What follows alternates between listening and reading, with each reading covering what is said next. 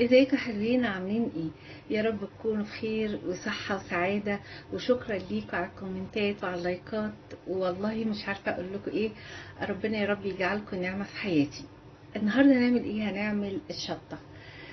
بصوا، انا ما بشتريش شطه من بره، خاصه بعد ما انتوا اكيد يعني كلكم شفتوا الفيديو اللي هو بيورينا الشطه بتتعمل ازاي. المفروض احنا الشطه بنعملها في فلفل كده صغير احمر، اسمه تقريبا فلفل مكسيكي.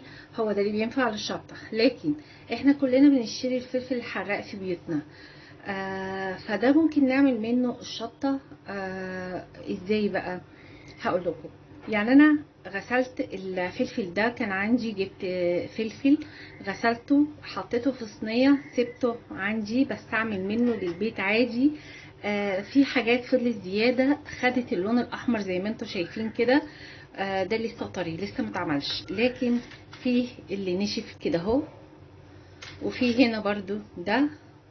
فانا هعمل ايه؟ انا اللي نشف ده مني هروح جايه وعاينه منه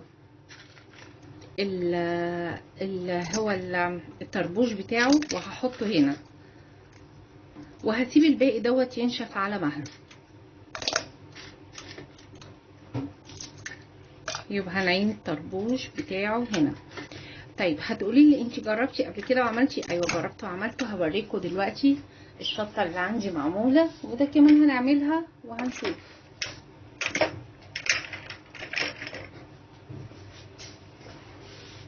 شايفين الشطه دي معموله في البيت اهي، بس دي كنت عاملاها في الشتاء، فاللي حصل ان هو ما كانش نشف، فحطيته في الفرن شويه، وبعد كده رحت عاملاه طحناه. بصوا، اولا هي ريحه الشطه بتاعتها جامده قوي. ليه؟ علشان يعني حراقه، حراقه على اللي اقصده، يعني انها حراقه جدا. ليه؟ عشان الفلفل اصلا حراق جدا. احنا طبعا كلنا بنستعمل الفلفل الحراق ده في بعض الاكلات او في بعض الحاجات، ما نقدرش نستغنى عنه. يعني المسقعه انا بصراحه ما بحبهاش الا بالفلفل الحراق.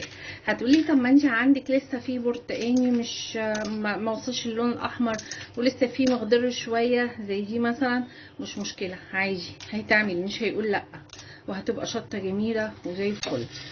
بصوا اهي، هروح عامله ايه؟ طبعا هشغل الخلاط عليها وهروح طحناها. بصوا بعد ما طحنتها طبعا الريحه عامله قوي،